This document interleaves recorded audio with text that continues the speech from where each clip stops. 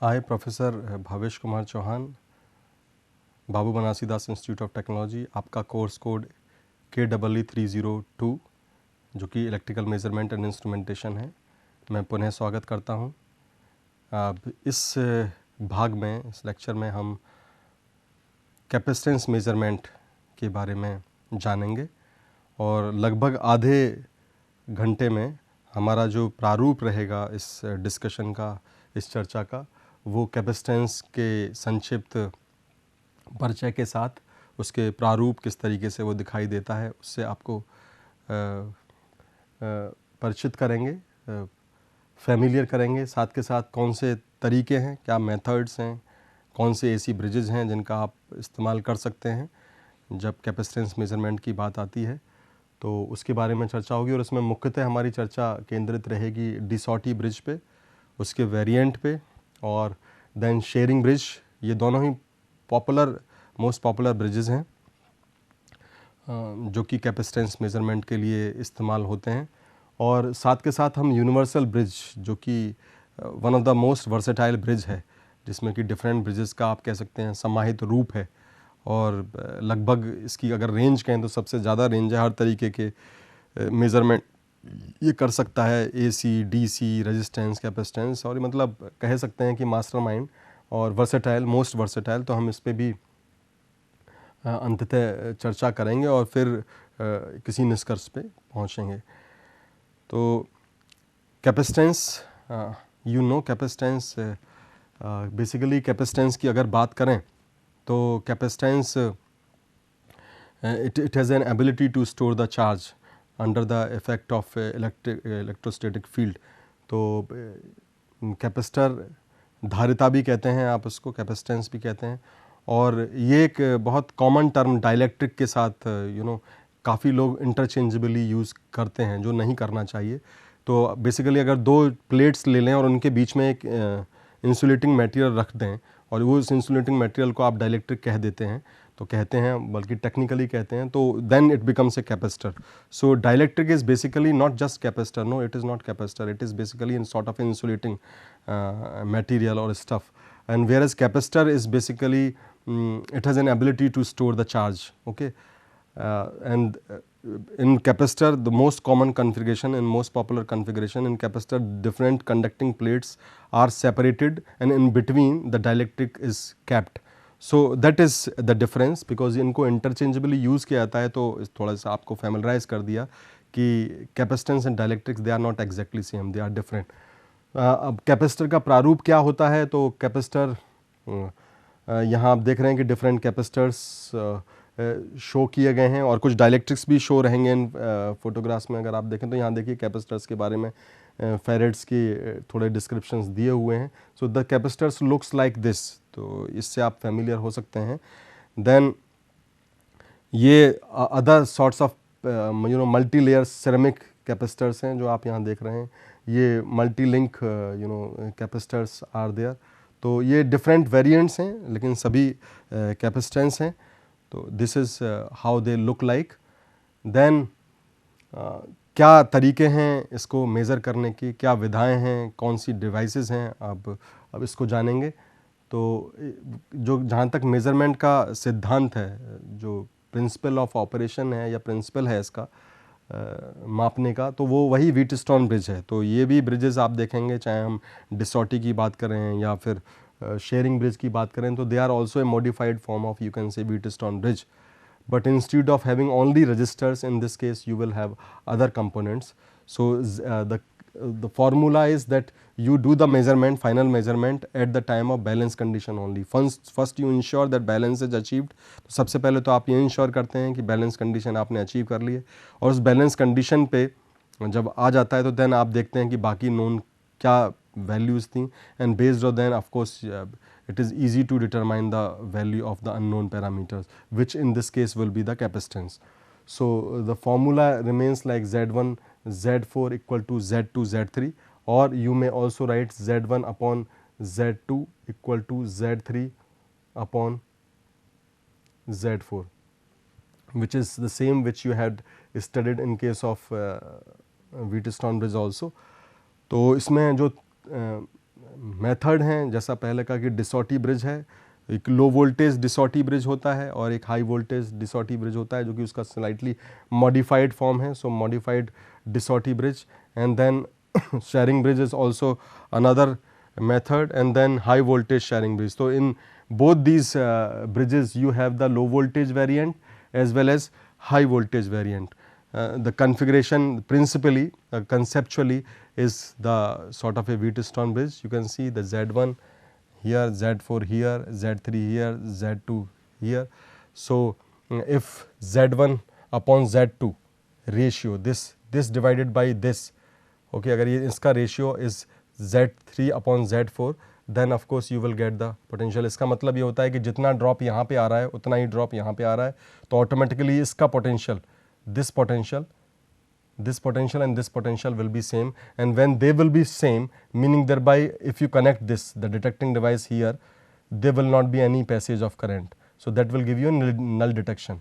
चाहे वो हेडफोन में आप साउंड की मदद से जानते हैं और अगर वो गैल्वेनोमीटर है तो आप नल पॉइंटर का डिटेक्शन देखते हैं. So that is only possible. So you will do the measurement only when, आप तभी आप मेजरमेंट करेंगे या एस्टिमेशन करेंगे या कैलकुलेट करेंगे जब कि यहाँ पे आपको नल डिटेक्शन मिल जाएगा, जब आपने इंश्योर कर दिया है कि ये पॉइंट जो है वो सेम पोटेंशियल इसके है. और ये तभी मुमकिन है जब आपकी ये balance condition mean Z1 is equal to Z4 and Z2 is equal to Z3. And since it has variable components, क्योंकि इसमें वेरिएबल कंपोनेंट्स हैं तो ये आप कर सकते हैं, क्योंकि यहाँ पे आपको कुछ वेरिएबल दिए जाएंगे तो ऑटोमेटिकली ऐसा नहीं कि Z1, Z2, Z3, Z4 all are fix. No, they are not fix. Some of them may be fix and some of them give you variable features. So by changing these values you can set up that this, you can ensure that you fulfill this condition. आप इस condition को fulfill करेंगे and then automatically with the help of known values, जो जिनका मान आपको मालूम है उनकी मदद से आप unknown values को determine कर सकते हैं. So अगर इसकी बात करें डिसॉटी ब्रिज की, तो डिसॉटी ब्रिज में let's say C1 is the capacitor whose capacitance is to be measured. So this is an unknown capacitor. And let's say C2 is a standard capacitor. So this C2 is a standard capacitor, okay, जो कि आपको known है. तो आपको ये measure करना है. यहाँ पर R3 है, this is again let's say a known resistor, and this R4 is also known. So you see this, there are only 4 elements, okay. So it's a very fairly simple configuration, one of the simplest. But इसके साथ कुछ issues हैं जिनको हमको समझना होगा और फिर आप उसमें देखेंगे वेरिएशंस क्या हैं. ये इस तरीके का टोपोलॉजी ये तभी संभव है इस पे मेजरमेंट करना या बैलेंस कंडीशन से सही मान का जानकारी करना, क्या कैपेसिटेंस की वैल्यू क्या है, जबकि आपके ये जो 2 कैपेसिटर आपको दिखाई दे रहे हैं, चाहे वो अननोन है चाहे वो नोन है, ये दोनों ही लॉसलेस कैपेसिटर्स हों लाइक एयर कैपेसिटर्स. बिकॉज अगर इसमें if they are not lossless capacitors then this simplistic arrangement will not work, then it will not work. So in that case आपको यहाँ R भी मानना होगा, यानी कि उनका जैसे रेजिड्यू की बात हो रही थी अभी प्रीवियस लेक्चर में आप देख रहे थे कि प्योर कैपेसिटर और प्योर रजिस्टर्स या pure inductor commonly they are not found. So lossless से मतलब भी यही है कि उसका कोई रजिस्टिव कंपोनेंट नहीं है, इनहेरेंट कोई रेजिड्यू नहीं है, किसी तरीके की कोई वैल्यू नहीं है, it's a pure capacitor. So that may be feasible to certain extent if you are using air capacitor, but if in conventional capacitor there will be some R component. So in that case you have to also represent C1 with R1 and C2 with R2. Otherwise if you take this topology it may give you inaccurate result in estimation. Okay. So but for if you have ensured that these are lossless capacitor, then of course this simple topology will also work, and if you achieve a balanced condition like in case of air capacitors, then you can find out the values also of C1 in terms of the other components which are known to you.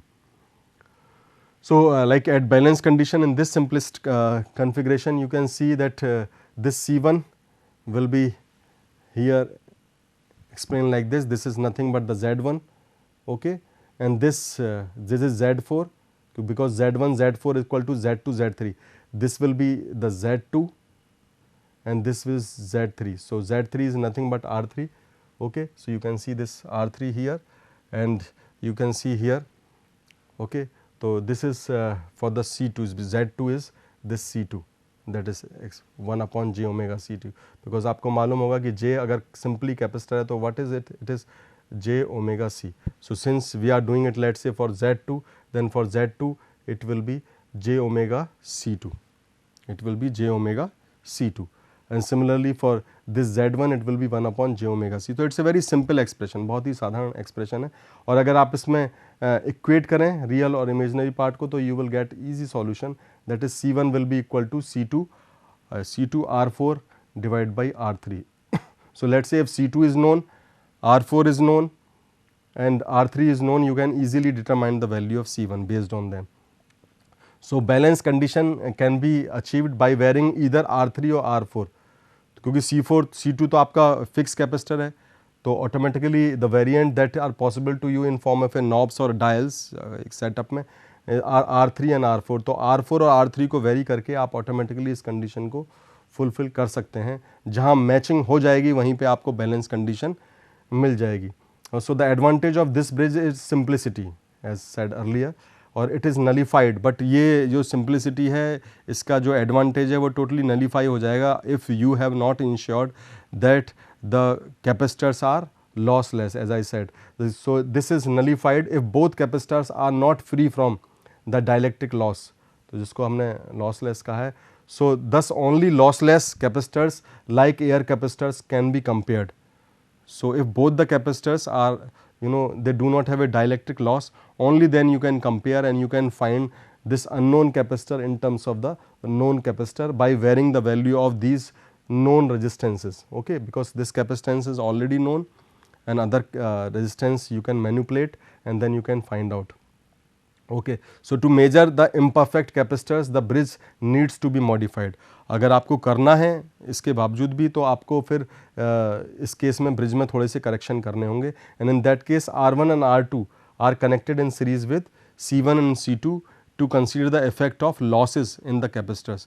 तो फिर आपको C1 के series में R1 दिखाना होगा, okay, और C2 के series में भी या C2 के सीरीज में R2 दिखाना होगा और C1 के सीरीज में R1 दिखाना होगा to represent the dielectric losses in this, okay, as a resistive component. So this is modified bridge. You can see here कि यहाँ पे क्या है, हमने इसके कंपोनेंट को यहाँ R1 के साथ दिखा दिया है, इसके जो लॉस कंपोनेंट्स को, ओके, डाइलेक्ट्रिक लॉस कंपोनेंट को एक एडिशनल रेजिस्टेंस भी लगा दिया है इसमें, okay, so that variable resistor, okay. और यहाँ पर भी क्या है, इसको मानते हुए कि ये it is not a lossless capacitor, it has certain dielectric losses, okay, it have some resistive property also, it's not a pure capacitor. तो उसमें आपने देखा इसका रिप्रेजेंटेशन R2 से किया है और साथ के साथ एक वेरिएबल R2 भी लगा दिया है. सो that is a modified form, okay, and these are already variables. So with the help of a knob you can vary them and of course you can find out the results. So that is a modified de Sauty bridge which can give you better results and can it is workable for all sorts of capacitors, okay, for different value, gives you a wide range, okay, and better results, more accurate results, because it takes care of the imperfections in the capacitance. इसके अलावा sharing bridge है दूसरा popular bridge which is use for the purpose of measurement. You can see here, okay, this C1 is there, R1 is also reflected here, then this first and fourth arm यहाँ पर आप देख रहे हैं Maxwell inductance capacitance bridge की तरह यहाँ parallel में कम्बिनेशन दिखाया हुआ है. और यहाँ पर C2 उसी तरीके से दिया हुआ है जैसे पहले था, लेकिन यहाँ R1 का भी रिप्रेजेंटेशन है और यहाँ R3 third arm is only resistance. So this is a sharing bridge in which the C1 is a capacitor whose capacitance is to be determined. This is unknown capacitance C1. R1 is a series resistance representing the loss in the capacitors. So it is already taking care of those losses, dielectric losses. That is why small R1 is represented here. Okay. C2 is a standard capacitor and this capacitance is either an air or a gas capacitor and hence it is loss free. तो इसको हमने loss free माना है. However, if it is necessary, correction can be done for the same. Okay, तो उसको आप account for आपको करना होगा. R3 is a non-inductive resistance. Okay, particularly in case of AC bridges, we consider the resistance we are taking to be a non-inductive resistance to avoid the effect of coupling and stray effects. C4 is a variable capacitor. तो आप देख रहे हैं C2 का भी इस्तेमाल है, C4 का भी इस्तेमाल है, C2 and C4. C4 यहाँ पैरेलल में दिया हुआ है, वेरिएबल कैपेसिटर है, ये याद रखिए, ये it is an expensive device, so it also have a variable capacitor. Okay. And R4 is a variable non-inductive resistance in parallel with the variable capacitor this. So, this is an R4 which is also variable. So, that is so you see that it has a number of variables that are available to you. So, balance condition is relatively easy to achieve. So, that is a detailed diagram R1 C1 here, C2 here variable capacitor in parallel with the variable resistance, and here it is a resistance, non-inductive resistance. And now this see here the analysis, the sharing bridge at balance condition. So, that again applies here Z1 Z4 is equal to Z2 and Z3. Okay. तो आप यहाँ देखिए कि ये this is Z1 okay, because आप resistance को series में यहाँ पे दिखा रहे हैं capacitance that you can C okay, and this is Z4 R4 क्योंकि पैरेलल कम्बिनेशन में यहाँ दिया हुआ है, आप देख रहे हैं दोनों के कम्बिनेशंस को, तो that is shown here okay, and then this is Z2 and this is Z3. तो अगर आप इसको मल्टीप्लाई करें और एक्सप्रेशन को सिंप्लीफाई करें और फिर इक्वेट करें डिफरेंट पार्ट को, तो then you will get this expression, this small R1 equal to R3 C4 upon C2 okay, and this C1 is equal to C2 okay, C1 in terms of C2 multiplied by R4 and R3. So, you see that these equations are fairly simple, in which you are getting both value of R1 which is showing the loss component of the capacitor okay, unknown capacitor, and the unknown capacitor value also you are getting in this equation itself. So, by these simplistic expression you can find out both values C1 as well as this representation of loss component in the capacitor. So, and the topology is also quite simple, you can see there, but then there is one unknown capacitor and two known capacitor, in which one is fixed capacitor, another is variable capacitor, and the variable capacitor is connected in the fourth branch and it is in parallel to the variable resistor. So, these are 2-3 particular features that must be kept in mind and fairly simple. Now, so you can see that C4 and R4 that is in the fourth branch, they are the variable elements and they help you to achieve the balance condition. ये जो आपकी fourth branch है, ये balancing को easily achieve करने में आपकी मदद करती है, because you see that both the elements are variable and they are connected in parallel to each other. So, they help you by varying these two variables, you can relatively easily achieve the balance condition and find out the value of small r1 or C1. Now, dissipation factor can also be calculated, and that is equal to the formula is quite well known, D1 equal to tan delta, which is equal to omega C1 R1. Okay. So, this is a dissipation factor for that capacitance, and if you substitute these values, okay, like C1 is substituted here and R1 is also substituted here, eventually by simplifying this expression you get D1 equal to omega C4 R4, which is again fairly simple, because this they will cancel out and then you will get this simple expression D1 equal to omega C4 R4, which is very easy to remember. Simply product of capacitance resistance in the fourth arm multiplied by the angular speed. Another bridge, because we discussed in previous two lectures regarding various bridges which are used for the measurement of inductance, and namely Maxwell bridge or Hayes bridge, and then Anderson, Owens, and prior to that we did discuss Wheatstone bridge for the measurement of high resistance. Even we briefly talked about the mega ohm bridge, which is also a variant of that Wheatstone in terms of principle. So, you see that we discuss many of the bridges, AC bridges in particular, but there is one bridge which encompass majority of the features, which is known as the universal impedance bridge. So, it is one of the most versatile and useful bridge in the laboratory. Okay. So, I think as an electrical engineer or as a person who have studied or gone through these kind of courses of particularly of measurement, one must be familiar with this device also, because it has a features of different bridges itself, and it can help you to measure variety of devices. Okay. For example, like if you have to you're struggling in your house or maybe in your offices or maybe in your factory with the locks, so you always keep a master key, and master key help you in case you have lost the key. Or similarly, there are other devices also for opening the screws and etc. They are master elements. So you can say this is a master bridge, the universal bridge, because it has a feature of multiple bridges, and that is why it is considered to be the versatile. Okay. The setup of this bridge basically combines several of the bridges configurations described in so far in the previous discussions, and it's a single portable instrument. So it has a feature of many, but it's a single portable instrument. Portable means that you can easily carry from one place to another. Okay. It is possible to shift its location.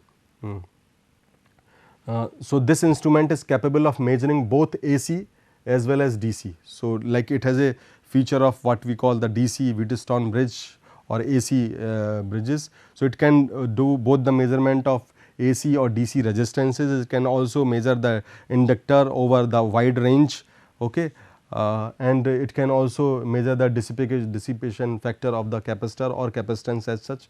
Okay. So it can work on all references, means whether you talk about resistances or you talk about the inductance or you talk about the capacitance, and both for AC as well as DC. That is why it is also the name it justifies the universal. So universal impedance bridge, and in this impedance is also taking care of DC and AC, means it is workable for both. So it is impedance. When we say impedance, it does not mean that it is only for AC references. No, it is for DC also valid. So that must be kept in mind. तो universal bridge consist of basically, अगर वैसे तो बहुत सारे bridges थे, लेकिन आपने अगर ध्यान दिया है, हम लोगों ने चर्चा करते समय ये बात ध्यान देने वाली है, इसको फिर से हमको अपने जहन में बहुत वरीयता देकर स्मरण करना है कि इन चार के अलावा भी अगर आप देखें ब्रिजेस को, जैसे कि ओवेंस ब्रिज का ही उदाहरण लें, या फिर हम एंडरसन ब्रिज का उदाहरण लें, या बाकी जो वेरिएंट्स थे डिसॉटी ब्रिज के थे या शेयरिंग ब्रिज के थे, तो आपने देखा कि वो कहीं ना कहीं माइनर एडेप्टेशन थे या मॉडिफिकेशंस थे दूसरे ब्रिजेस के। तो अगर देखें प्रिंसिपली तो व्हीटस्टोन ब्रिज से या फिर मैक्सवेल ब्रिज से या हेज से, तो वो जो मूलभूत संरचना है तो वो वही है, थोड़े थोड़े वेरिएशंस हैं। तो इन चारों ब्रिजेस में क्योंकि कुछ फीचर्स की खासियत हैं, तो हम कह सकते हैं कि बाकी जो जिनको हमने अकाउंट फॉर नहीं किया है वो भी कहीं ना कहीं इन चारों ब्रिजेस के ही वेरिएंट हैं। So that is why it is called universal impedance bridge. So it is suitable for both AC as well as DC sources and AC and DC null detection device. Even अगर हम नल detection की बात करें और तो भी ये different variants को इनकम्पास करता है। तो मीनिंग देयर बाय वो AC के लिए भी वर्केबल होगा नल डिटेक्शन डिवाइस और DC के लिए भी वर्केबल होगा। और so it has different features and it also has impedance standards, it includes the different impedance standards also to make it universal. The Wheatstone bridge जो इसका एक, जैसे चार ब्रिजेस की बात हुई, तो जो Wheatstone bridge इसका एक कंपोनेंट रहता है, या कह सकते हैं कि उसको भी इसने समाहित किया हुआ है, प्राइमरली उसको समाहित किया हुआ है। सो Wheatstone bridge जो इसमें इनहेरेंट है डिज़ाइन में, that is use for both AC and DC resistance measurement. तो रेजिस्टेंस मेजरमेंट का जो रोल है वो बेसिकली इसमें Wheatstone bridge पूरा करता है।